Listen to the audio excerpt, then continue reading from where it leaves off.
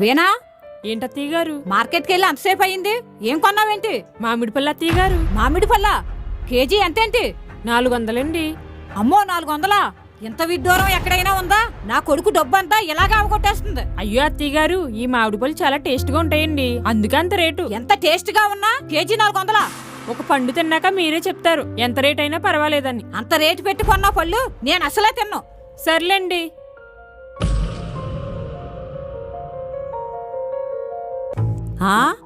ఇదేంటి పొల్లంతా పచ్చిగా ఉన్నా ఇవి చూస్తే? అబ్బో స్మెల్ చూస్తే బాగుంది.